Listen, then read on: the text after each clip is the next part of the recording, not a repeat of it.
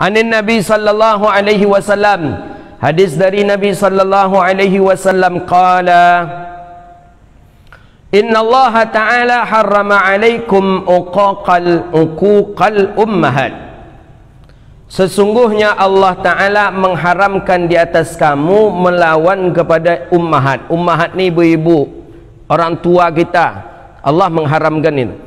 Disebut di dalam hadis ummahat, tapi tetap berlaku juga di dalam hadis aba. Abaun. Aba itu al-aba. Aba itu ayah. Ayah. Ya, orang kita kan panggil abah ya. Orang kita abah. Orang Minang yang panggil abah nih. Abah. Bahasa Arab itu abah itu. Abah artinya ayah. Kalau kita abah, ada ayah. Kalau abah, al-abaun, abah itu artinya ayah. Jadi melawan kepada ummahat, ibu, haram, Allah haramkan. Wa mana'al wahad, dan Allah mengharamkan, melarang kalian daripada istiktsaru min haqqin ghairi bi ghairi haqqin. Man'un al-wahad, man'ul wahad, man'ul wahad ay talabu ma laysa lahu, meminta-minta sesuatu yang tidak hak kita. Kita tidak hak kita, kita minta juga. Mana jatah saya ni? Memang jatah kita tu tak ada. Tidak hak kita. Kita minta-minta, kita paksakan. Mana hak saya? Mana hak saya ini? Tolong berikan, tolong berikan. Padahal itu tidak hak kita. Allah haram itu. Waddal banat, dan mengubur anak perempuan-perempuan. Dulu biasa orang menguburkan anak perempuan. Dari zaman Sayyidina Umar sebelumnya lagi sudah banyak orang-orang menguburkan daripada anak-anak perempuannya. Ini sebelum Islam masuk. Kenapa? Karena ahya, karena malu. Begitu dia. Karena malu dikuburkanlah anak perempuan-perempuan. Jadi dulu aib punya anak perempuan, Pak. Dulu di zaman-zaman jahiliyah dulu kalau ada anak perempuan aib, kita aib punya anak perempuan. Karena kenapa aib memiliki anak perempuan? Karena fitnah yang terbesar dari anak perempuan. Maka dulu aib, dulu di zaman jahiliyah kafir Quraisy dulu aib memiliki anak perempuan. Itu dihilangkan oleh Rasulullah sallallahu alaihi wasallam. Dan Allah haramkan menguburkan anak perempuan ahya dalam keadaan hidup. Dulu hidup-hidup. Jadi tidak dibunuh, cara membunuhnya memang dikuburkan. Makanya Sayyidina Umar pernah melakukan, banyak yang lain pernah melakukan hal-hal yang seperti itu dahulu kala. Anak perempuan langsung dibunuh, anak perempuan langsung dibunuh. Maka dahulu kala perempuan-perempuan, ibu-ibu dahulu kala, dia ada yang memang min ahlil khairiyah, daripada orang yang baik, dia sembunyikan daripada suaminya. Jadi kalau ada ibu tu yang agak kuat, yang agak punya rasa iba hati, dia sembunyikan dari suaminya. Dia buat anak ni macam laki-laki, dia tidak dia berikan peluang untuk mengganti pempes dan popoknya kepada suaminya. Tapi besar tahu juga dia. Tapi perempuan yang tidak ada sedikit pun rasa ghirah, kebaikan di dalamnya, ketika anaknya lahir langsung dia sampaikan kepada suami, ini anak ni pergilah bunuhlah, ini anak ni anak perempuan. Ini daripada orang-orang yang tidak baik. Wa yuqalu awwal min wa addal banati Qais ibni Asim at-Taimi. Orang yang pertama kali menguburkan anak perempuan hidup-hidup itu adalah Qais bin Asim at-Tamimi, dari Bani suku at-Tamimi. Kemudian barulah dilanjutkan terus sampailah ke masa Rasulullah. Nabi hilangkan dan Nabi hapuskan.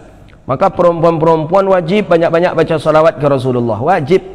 Kenapa? Karena Rasulullah yang sudah menyelamatkan. Nabi yang sudah mengangkat derajat perempuan. Perempuan dulunya hina, perempuan dulunya tak ada gunanya, perempuan dulu dibunuh hidup-hidup. Baginda Nabi SAW lah mengangkat derajat daripada kaum perempuan. Dulu biasa di Makkah itu perempuan ditampar, ditendang, dibunuh, disiksa, biasa. Kemudian Rasulullah SAW tidak mengizinkan hal yang seperti itu. Sampai kalau ingin memukul pun, kata Rasulullah, jauhkan daripada wajahnya. Kan begitu di hadis sebelumnya. Begitu mulianya perempuan itu. Perempuan mulia dalam Islam, perempuan mulia, diangkat derajat perempuan di dalam Islam. Maka salah satu surah dalam Al-Quran ada namanya surah An-Nisa. Itu membuktikan bahawa perempuan itu mulia dibandingkan dengan kita laki-laki. Dalam Al-Quran tak ada surah Ar-Rijal, tak ada dalam Quran. Nah. Kenapa? Karena tidak begitu diperhitungkan.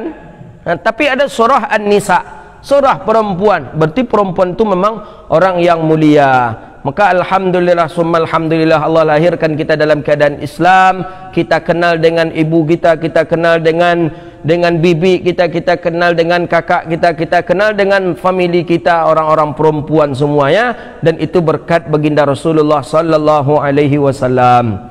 Nabi sangat-sangat memperhatikan perempuan-perempuan itu.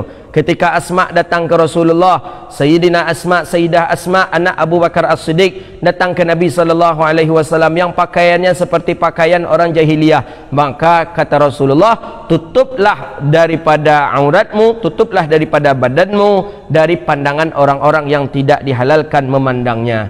Jadi Nabi perhatian betul Nabi ke perempuan-perempuan. Sekarang ada pula orang yang mencoba pula untuk intoleran katanya namanya. Langsung pula dikeluarkan SKB 3 Menteri. Kita yang muslim berkewajiban menutup aurat. Ajarkan anak-anak kita. Kita khawatirnya ke depan dengan adanya itu, khawatir kita anak-anak bebas dia tidak memakai jilbab. Orang tua apabila memaksa anak memakai jilbab, anak sekarang dah cerdas dia. Dibukanya Google, dicarinya SKB 3 Menteri tentang jilbab. Ni maha kata dia. Ni ya kata dia. Dia tak wajib dia. Dia buka lah. Kita alhamdulillah lah dari jahiliyah menjadi yang seperti hari ini. Dulu sekolah celana pendek. Kami SD dulu sekolah celana pendek. Untung masuk pesantren tak kena lagi dengan celana pendek. Kalau masuk SMP pendek juga celana itu. Ketika SD sekarang tak ada lagi. Sudah bagus celana panjang. Ya, setidaknya bukan masalah agamanya yang ingin dikaji di sana, tapi masalah dampak bahaya ketika anak-anak sudah mulai puberitas dan auratnya pun terbuka kemana-mana. Jadi kita yang Islam sadar saya tak perlu pakai perda, tak perlu pakai undang-undang, tak perlu pakai apa-apa. Cukup bahwa kita seorang muslim menutup aurat hukumnya wajib. Nah, gitu dia selesai. Oh, orang kafir dia tak mau menutup aurat, tak mau memakai jilbab, silakan, itu hak anda. Ya. Tapi ketika anda masuk ke wilayah kami, anda patuh pula dengan aturan kami. Harusnya seperti itu. Anda masuk ke kami, anda patuh dengan aturan kami. Kalau anda tidak ingin patuh aturan kami, anda silakan keluar. Begitu hendaknya. Jangan aturan orang sudah ada karena kita baru masuk, kita tak cocok dengan aturan, kita bubarkan aturan orang. Itu kurang ajar kita namanya itu. Ikuti apa aturan orang dan itu kita ikuti. Dan nampaknya ini memang betul, ini sengaja untuk dibesar-besarkan. Padahal tidak sebesar itu pun dia. Jadi perempuan mulia. Nabi sudah memuliakan perempuan dengan menutup aurat. Tak boleh orang-orang memandangnya, jangankan untuk memegangnya, memandang perempuan saja dengan tidak ada jalan hak halal pun tidak dibolehkan. Kalaupun ingin dipegang, mesti ada cara untuk menghalalkan. Nama cara itu adalah akad nikah. Jadi jangan kita asal-asal saja. Islam punya aturan loh. Mau kita anak-anak gadis kita dipegang-pegang oleh orang, mau anak-anak gadis kita dipandang-pandang oleh orang, yang sedangkan yang memandangnya itu bukanlah orang yang halal bagi dirinya. Tidak, kita Islam alhamdulillah masih komit kita dengan syariat kita. Sampai mati pun kita tetap akan memperjuangkan Islam. Dua itulah nikmat yang Allah berikan kepada kita. Iman satu, Islam satu. Maka oleh karena itu jangan sampai ditawar-tawar Islam oleh orang. Jangan sampai. Itu prinsip itu, bahwa Islam adalah agama kita. Islam adalah agama yang diridhai oleh Allah Subhanahu wa taala. Islam rahmatan lil alamin. Iya betul, Islam rahmatan lil alamin, tapi bukan berarti meninggalkan prinsip yang ada di dalam Islam itu. Nabi kan sudah jelas di dalam Al-Qur'an itu. Ruhama'u bainahum syidda'u 'alal kuffar Muhammadur Rasulullah walladzina ma'ahum asyidda'u 'alal kuffari ruhama'u bainahum. Kalau terhadap kafir Nabi tegas, ya tidak, tapi dengan sesama sahabat ruhama'u bainahum, saling sayang menyayangi, cinta mencintai. Ada sahabat yang belum makan dibantu oleh Rasulullah, ada sahabat yang tak dapat pekerjaan dibantu oleh Nabi. Ini maksud kalimat ruhama'u bainahum. Tapi kepada kemaksiatan tetap asyidda'u 'alal kufar, tetap kita harus tegas. Wa'adal banat, membunuh, dan Allah mengharamkan membunuh daripada anak-anak perempuanmu. Jadi yang pertama itu adalah Qais bin Asim At-Tamimi. ala nafsi alla tuladu lahul bint illa dufna hayy. Jadi dia ni tak pernah punya anak perempuan, tak pernah. Wattaba'atul Arab ala dhalik. Setelah itu tu diikuti terus oleh orang Arab, terus diikuti oleh orang Arab. Jadi yang pertama tu adalah Qais bin Asim At-Tamimi. Dia membunuh karena diisukan ini akan membuat fitnah perempuan ini. Kemudian itu diikuti oleh orang Arab terus menerus sampai di zaman Nabi. Itu yang dihilangkan oleh Rasulullah sallallahu alaihi wasallam. Wa kariha lakum qila wa qal. Dan Nabi membenci kalian dan Allah membenci kalian, kata Rasulullah. Qila wa qal. Qila wa qal ni cerita-cerita yang tidak bersumber, itu namanya qila wa qal. Qila kata orang, qal tak ada sumbernya. Si anu tu begini-begini ni, kata si anu tu. Itu diharamkan juga oleh Allah. Kalau tak ada sumber, jangan kita besar-besarkan cerita itu. Kalau tidak ada kepastian daripada cerita tadi, jangan kita memposting pula kepada orang-orang lain. Apalagi kalau sudah menambah-nambah dengan kalimat-kalimat kebencian, jangan. Wa kasratus su'al, dan banyak bertanya. Kasratus su'al ini perangainya orang-orang Bani Israel dulu. Bani Israel setelah diselamatkan daripada kejaran Fir'aun, ini pengikut Nabi Musa ni. Dari kejaran Fir'aun, dia bertanya lagi, "Hei Musa, ini Tuhan kita mana ini? Tolonglah buatkan Tuhan untuk kita lagi. Walaupun kita tak mau dengan Fir'aun, carikan Tuhan untuk kita." Kata Nabi Musa, "Aku tidak membuatkan Tuhan untuk kalian. Kita dan aku," kata Nabi Musa, "menyembah Tuhan, yaitu yang menciptakan kita semuanya." Kemudian ditanya juga, "Bagaimana dengan Tuhan itu?" katanya. Maksudnya, kami kenalkanlah dengan Tuhan itu. Perkenalanlah kami dengan Tuhan itu. Jadi Tuhannya orang-orang Bani Israel dulu, Tuhannya berwujud seperti wujudnya benda. Ketika batu itu diagungkan, berarti batu Tuhan. Ketika pohon kayu itu diagungkan, berarti pohon kayu itulah Tuhan. Kasratus soal. Jadi banyak bertanya. Itu perangainya orang Bani Israel. Jadi kalau ada kita hari ini yang hobi-hobi bertanya pun kadang bertanya yang tidak ada manfaat, kadang tak ada manfaatnya dah. Ustaz, dia apa dah Ustaz tu ban Honda tu buliknya kata ni. Kan tidak aja dah. Ya kalau picak nak bisa buat berjalan dah. Bisa je Ustaz, dia pergi pula roda ketek di bawah, kata dia. Jadi memang mubazir, kasratus soal. Tak ada guna bertanya je. Tu boleh diimbau orang tu dengan orang Bani Israel itu tu. Bani Israel. Ada itu, Ustaznya apa dia darah tu warnanya merah Ustaz kan ni?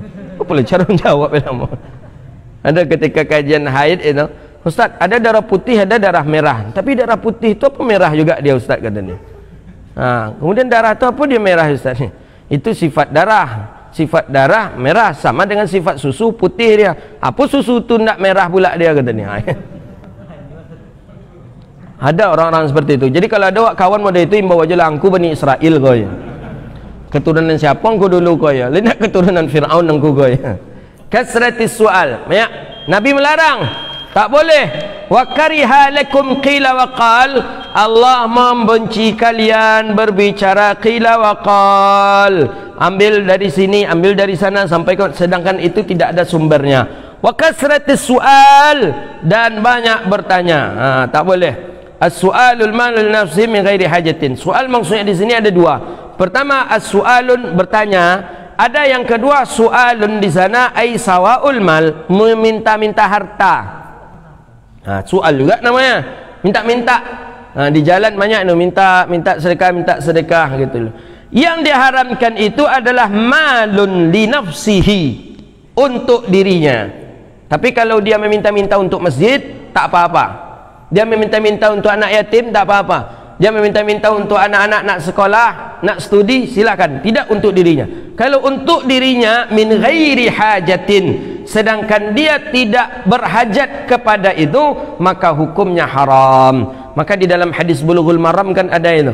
Salah satu nanti di hari kiamat, kita dikumpulkan di hari kiamat. Ada orang yang panjang lehernya, ada orang yang tidak memiliki wajah, Jadi orang-orang nanti yang menengok, ketika menengok yang panjang leher ini, orang-orang pun nanti bersuara, oh huwa min ahlil jannah, huwa min ahlil jannah, itu penduduk surga tu, itu penduduk surga tu. Kata orang-orang yang berkumpul banyak tu.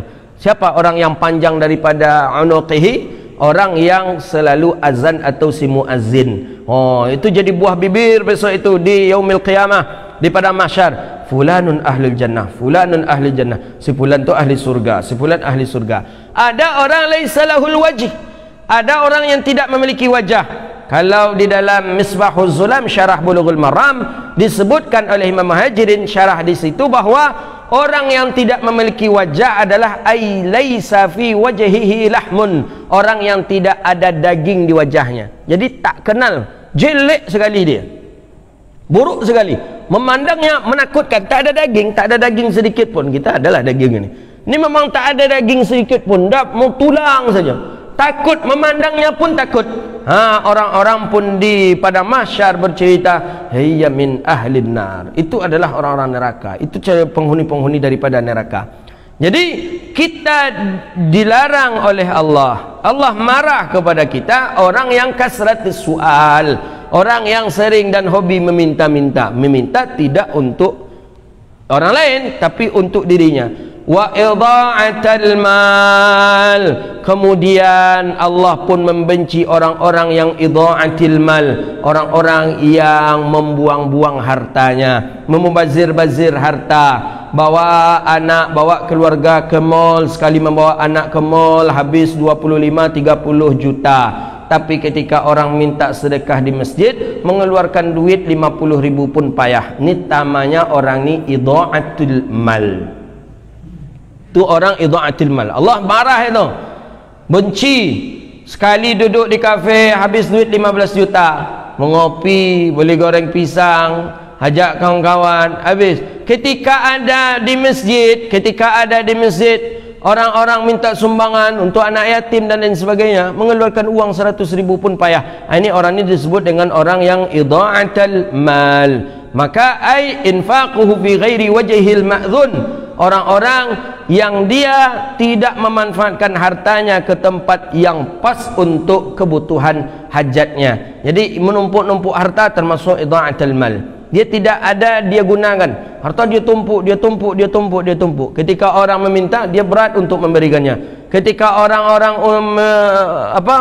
menginginkan sedekah daripada dia, dia pun berat untuk memberikannya. Maka infaqu fi ma'siyati kullihi haram, tapi setiap kegiatan-kegiatan haram dia pun mampu untuk memfasilitasinya. Ada 17 Agustus, keyboardnya, kemudian fasilitasnya, dia fasilitasi berapa? 20 juta, dia keluarkan duit 20 juta. Ada marhabanan orang peringatan Maulid Nabi, minta bantuan sumbangan 5 juta, berat dia untuk membantunya. Ini termasuk idha'atul mal. Allah marah kepada orang-orang yang idha'atul mal ini.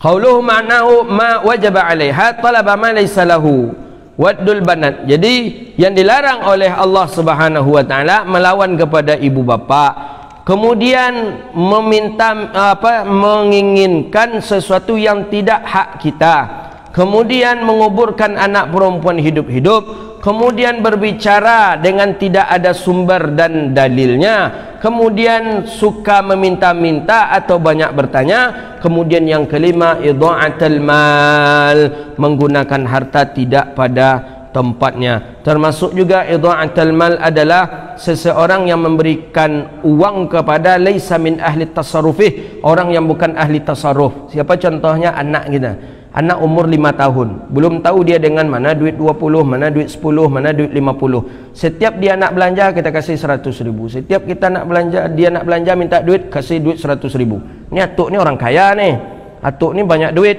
Setiap anak ni minta duit, kasih duit 100.000. Minta duit, itu termasuk juga idha'atul mal. Hati-hati, Allah benci tu.